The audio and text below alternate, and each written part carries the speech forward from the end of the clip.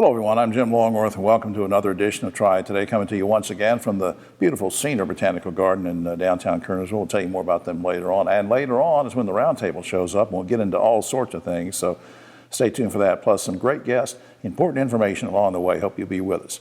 Where we want to start though is visiting with a gentleman that we think so much of here on the show and is doing so much for the community, and we want to talk about a special kind of scholarship that he's involved with. With me now, Dr. Anthony Clark, President of GTCC. Welcome back. Well, thank you very much. Appreciate being back, Jim. Tony, I understand GTCC has a new scholarship opportunity for graduating high school students in Guilford County. Now, tell me about what that's all about. Sure. The scholarship is called the Access Amazing Scholarship, and it's a scholarship to remove cost as a barrier for students to attend Guilford Technical Community College. It is what's known as a last dollar scholarship. So students come to GTCC, they apply for any federal grants that they might get, they apply for any state money, and then they also apply for our current scholarships. If there's still money that they owe for tuition, college fees, or course fees, they pay the first $500 and then the scholarship pays the rest. So let's say a student applies for federal money, state money, our scholarships, let's say they still need $800 to pay for tuition and fees. They would pay $500, the scholarship, then the Access Amazing Scholarship would pay the $300. You know, and there's so many things sort of circling around at the same time, and I think it's a good thing for them, to check with their guidance counselors and to check with folks about what's available out there and really take advantage of it. This is a big benefit to graduating students, a good leg up for them, isn't it? Yes, definitely. I mean, the idea here is to remove costs so that students can pursue their educational career goals. And you know all the different companies that are coming to Guilford County and the Triad. We need to prepare that workforce. And one of the ways we can do that is remove costs as a barrier so students can pursue either a transfer degree or an associate applied science degree to prepare for the workforce. That's what we try to do. Yeah, that's what I was going to say, because, you know, they can either, stick with you, or they can say, hey, after a certain period of time, I would like to go to UNCG, or I'd like to go to A&T or something. You're going to help them do that. Now, there was an email you sent me one day that said that the scholarship is available to more than just a typical high school student. What did you mean by that? Well, basically, so it is available to any high school student who graduates from a high school in Guilford County. So that's public school, private school, home school. Okay. So if the home's in Guilford County, that would count. And then it's also available to adult high school graduates, which is a partnership between us and Guilford County Schools. And if you have earned your high school equivalency or GED and have gone to class at GTCC, that also counts as a high school in Guilford County. So someone of any age could come back and say, look, I missed out on some opportunities. I'm in my 40s. I mean, there's really no age limit, right? You can come back. That is true. The only requirement is that you graduate from a high school in Guilford County. I just think that's great. Now, how can students apply for this Access Amazing Scholarship? Is it a complicated process? I mean, what all is involved? It's not too complicated. I mean, that's sort of relative, but you apply to Guilford first to the college. Then you do have to complete the FAFSA, which is the free application for federal student aid. Gotcha. That will tell you what type of federal money you get. There's also the long leave commitment. That's tied to the FAFSA. That will be state money. You do a scholarship application for GTCC, because we have scholarships already from great donors that have endowed scholarships. And then once that's all done, then if you still owe money, once again, the first $500 the student pays, and then the scholarship pays the rest. So no student will pay more than $500 in tuition and fees to attend Guilford Technical Community College. I just think that's great. Now, I want to put something up on screen, because not just for the scholarship, but for parents, for everyone who wants more information. The general website is gtcc.edu. gtcc.edu. Also, you can go to Facebook, Twitter, Instagram, LinkedIn. You're all over everywhere, aren't you? Yes, yes, we are. Right. If I can just say, I do want to thank the GTCC Foundation and the Board of Trustees. We've committed $3.2 million to this scholarship, and it's good for 5 graduating classes. So all the way to the graduating class of 2026, the high school graduating class of 2026, as long as funds are available. Tony, thanks for all you're doing. I appreciate it. Appreciate the time. Love coming here. Okay. We'll be right back after this. Back now on Triad Today, we welcome back to the show a gentleman we've wanted to get back for a while, and he's so busy it's hard to get him in here. Chris Ina is Manager of Athletic Training Services, Department of Orthopedic Surgery and Rehab at Atrium Health Wake Forest Baptist. How you doing? Good. That's a mouthful, huh? It is. We're going to shorten your title next time you come. We're just going to say Chris. That's going to be it. Sounds good. Now, in your partnership with area high schools, what kind of things, as an athletic trainer, what kind of things do you do for or provide to the high school athletes? So I think, I like to think we provide peace of mind to the parents. We provide safety and immediate emergency care to the athletes, and then education to the coaches.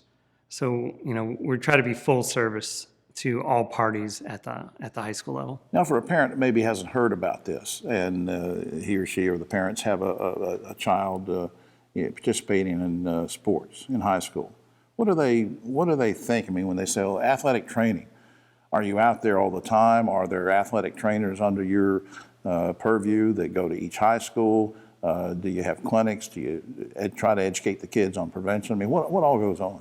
Sure. I think one of the benefits of our program is we have an athletic trainer at every high school, and they're there full time. So some places just have an athletic trainer maybe just for football season, but our staff is there 365 days, every day, every practice. We cover all home games. So we're really a piece of that school. I think that's important because, if something you can sort of help prevent certain injuries and then spot certain things so that they don't get worse. What cities and counties are you partnering with right now? So we're all through the Triad, all the way up into the mountains. We got Allegheny, Wilkes, Winston-Salem, Guilford, Davidson, Surrey.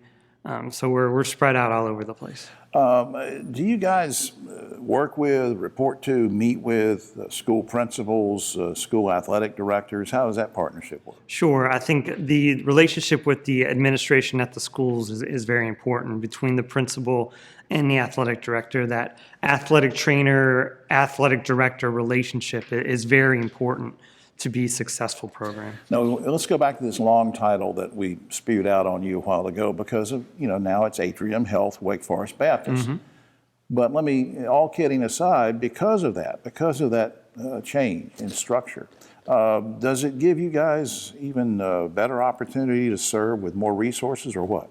Yeah, I think our alignment with Atrium has just been beneficial. They run a similar type program in the southern part of the state. So it's great to bounce ideas off of each other and really come up with the best level of care for the kids. And then, God forbid, let's say a student does get injured on the field.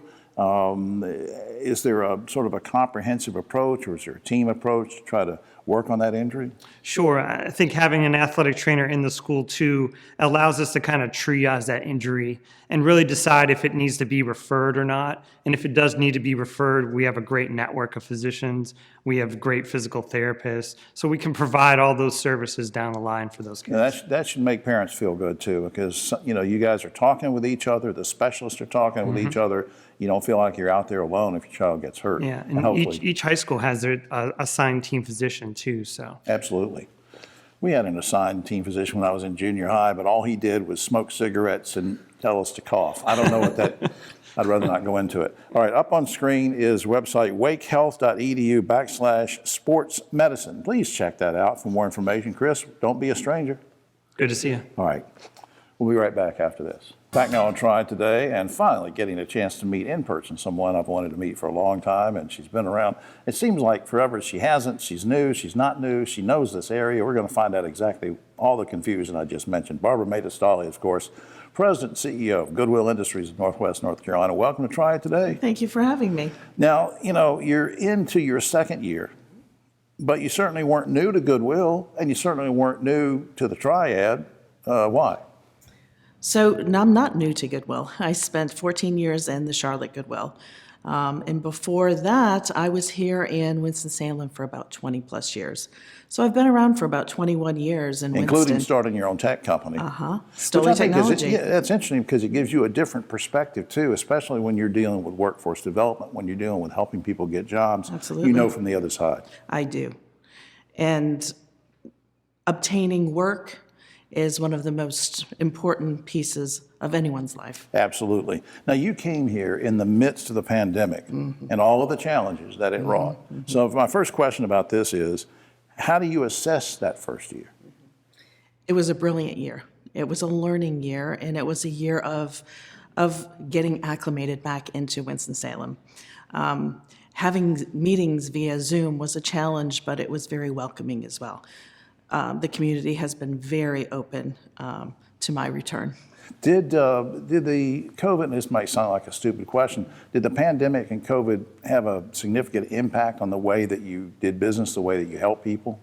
It did. It did. We were very nimble. We turned on a dime in one day, from providing in-person services to providing services virtually, and meeting people where they are at. Right. What would you, I know I'm putting you on the spot, but Sure. let's talk about your vision for Goodwill, because Sure. again, you've been in the system, you know the system. Now you're in a little bit different role, you coming out of the pandemic. What's your vision going forward for Goodwill? So I mentioned a little bit of it, is meeting people where they're at. So not only team members, but participants as well. Be conscientious of being an employer of choice. Being conscientious around offering services both in person and virtually, and just being nimble to what the community needs. Strategic goals. Maybe give me an example of a strategic goal that's important. Would it be partnerships with community colleges? Would it be partnerships with businesses? I mean, give me an example. Sure. So partnerships with community colleges is one of our pillars of success for employment, for education and employment. That is one strategic goal. The other is employer of choice, and I mentioned that as well. Right. Being able to recruit, retain team members for our organization with the great resignation that everyone has experienced over the last year. And you guys help scores of thousands of people get jobs, scores of thousands of people get retraining. And yet sometimes there's a disconnect because people say, hey, yeah, I've been to Goodwill, I've dropped off some items that I didn't need. There's a big connection between dropping off those items and the stores and the service. Absolutely. So there is a story behind the store, and you just hit on it. So every donation that you donate, every piece of clothing, every piece of furniture gets sold in our stores.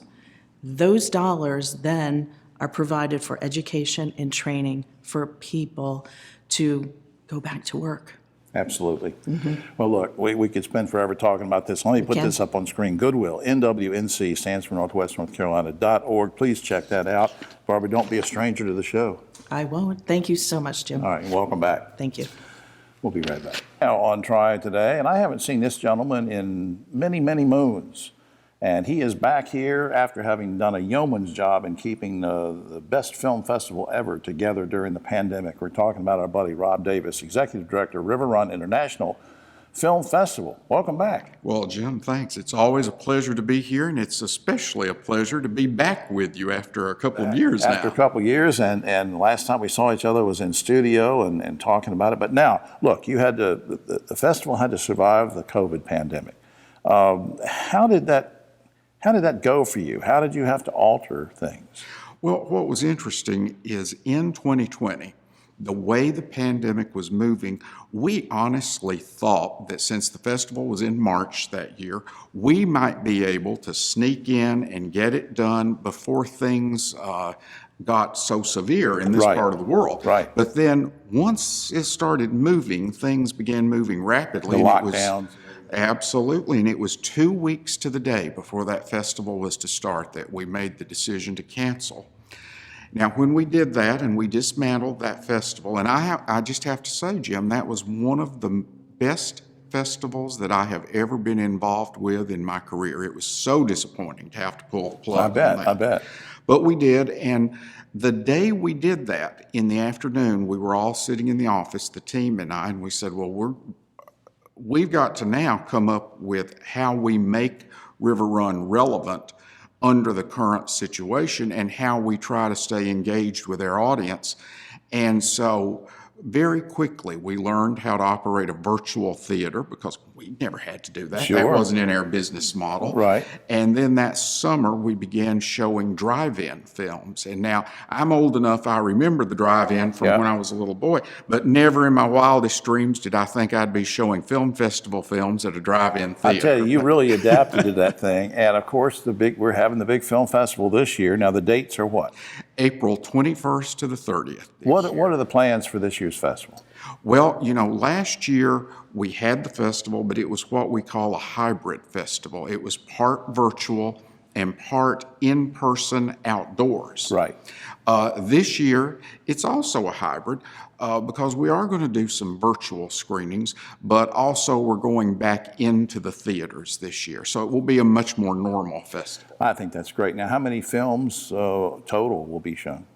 Well, last year, even with the hybrid, we showed 134, and Good I Lord. think we'll be somewhere near that this year. And of course, there's no way one person can see all those. You have to pick and choose, and there's information on the website about that. Any special guests coming we should know about? We do have a few special guests. We've got a terrific child actress who she worked well into her teen years and then pretty much retired to have a family. But she's going to be with us. Her name is Gigi Peru, and Gigi, she worked with a who's who of people. I know exactly in who you're her talking times about. in Hollywood. I mean, she was discovered when she was 2 years old. So was I. Well, No, I had a crush on her, actually. She was in some old Western she TV was. shows and Absolutely, because she did, in addition to film, she did a lot of television Oh, work. absolutely, And yeah. So we're thrilled she's going to be here, and we've got a couple of film authors who are coming in to share their expertise, and then a number of filmmakers of current films. I'm excited. This is going to be great. Up on screen, www.riverrunfilm. Remember, those R's go together. riverrunfilm.com is where you find out more about that, or I'll just give you his home phone. You can just call Rob. And also a special shout out to the good folks, Rich, Marquita, and everybody at Visit Winston-Salem who suggested this segment, made it possible for us. VisitWinstonSalem.com is their website, all about tourism. And Rob, don't be a stranger. Not at all, Jim. Thanks All a right. lot. See you soon. We'll be right back after this. Back now on Triad Today, just about time for the roundtable, but a quick shout out and thanks to our friends here at Senior Botanical Garden. You can visit their website, visit the garden. It's a great place for all your activities, including having a roundtable here. And that brings me to these guys. On my right, but always the political left, Ogie Overman, the great broadcaster and journalist, socially distanced behind us, although I'm not sure we do that anymore, but we're doing it anyway. Don Martin, Dr. Don Martin, former school superintendent. He's now vice chairman of the county commissioners for Forsyth County. Keith Granberry, founder of Helping Hands Consultants. Guys, families of the massacred Sandy Hook Elementary School victims were recently awarded $73 million in court, money to be paid by Remington Arms Gun Company. Quickly, are you guys okay with this landmark ruling, or does it set a dangerous precedent for punishing companies who sell a legal product? Ogie. I think it's a wonderful precedent. I think it's about time we started getting tough about getting some guns off the street and preventing these massacres. Don Martin. Great idea. Well, yeah, I think it's the precedent, though, is going to be for those that companies realize that damages will be awarded if they do wrongful advertising that results in serious injury and death. Keith Granberry. What about all those families that were killed illegally by police? Are the gun companies rewarding them with $73 million? So far, no, and that's going to be an interesting case to look at on the civil rights side. Good point. Texas just passed a law that will charge parents with child abuse if they allow their child to undergo quote unquote gender transitioning procedures, including such things as puberty blockers. Now, I think we all support transgender rights for adults, but shouldn't we protect the biological gender of little children? Ogie. Well, we were talking the other week, Jim, about kids becoming aware that they're kind of in the wrong body, something that's not quite right by age 5 or 6. So I don't think it's too early to start at least But a not conversation. make it criminal. Right. Don. Well, I think it's be very difficult and should not be, a parent should not be charged with child abuse if they are seeking psychological and medical attention for their child. Keith. Yeah, I agree. I think if you're using psychological and mental attention, but I don't think you changing their gender that early is feasible. All right. Meanwhile, a Texas school teacher was, I'm doing a lot of education things for Don, you know. A Texas school teacher was suspended for showing her 8th grade class a photo of herself and her female partner and talking about, quote unquote, her future wife. The teacher recently won a huge settlement. Everything's okay now. But here's the question.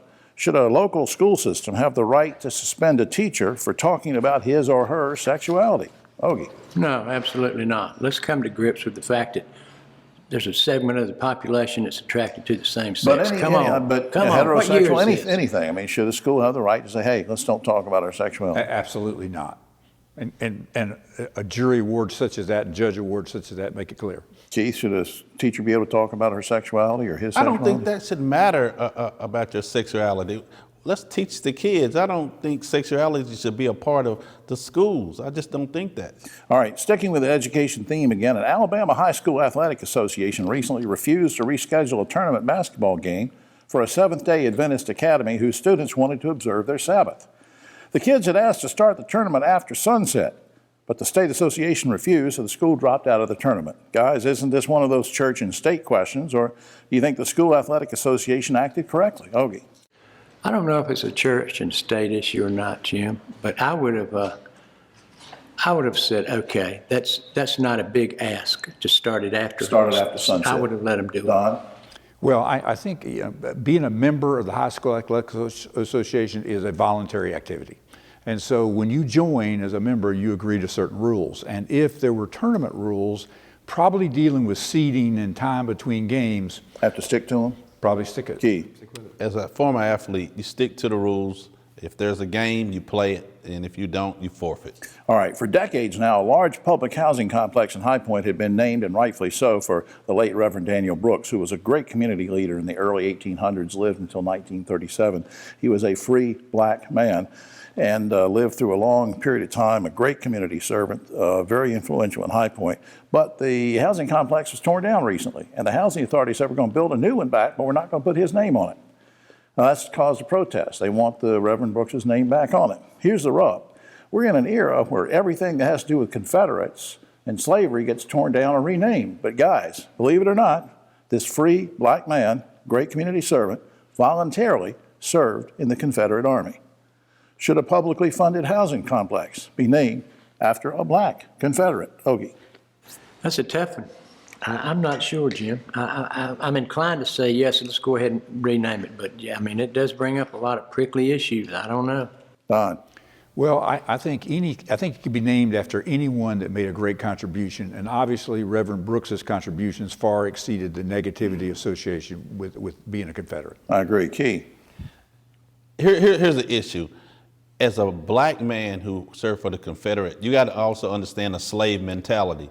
And he had a slave mentality because if he's fighting to keep slaves enslaved, that's a slave mentality. And I don't think that it should be named after him. But he was also a businessman, made a lot of money. I understand that, but at the end of the day, if you're fighting to keep a whole race enslaved, I don't think you should have a housing complex named after you. He's a smart guy, though. He may be, if he were living today, he's probably the only guy that could figure this mess out. And for that reason, I support his name going back on the complex. Finally, a team of students at Stanford University has developed software that will change your accent when speaking to someone in real time. Guys, would you like to change your accent? And if so, what nationality would you want to sound like? Ogie. Not national. I wish I were less Southern and less nasal. I don't particularly like my speaking voice at all. Don Martin. Well, I may be Italian. I kind of, it's lilting, it's kind of expressive. It's romantic. That's a romance language. Keith, like what accent would you want to have? French, because I feel like I'm a Frenchman already. Okay, this is one of those times. This is one of those times when we probably should have just stopped the show early. Anyway, that's all the time we have. Oh, except for this. A woman in New Jersey was worried about her health. She thought she had COVID symptoms, so she went to the doctor, only to find out that she was in the second trimester of pregnancy. How in the world did this happen? Asked the woman.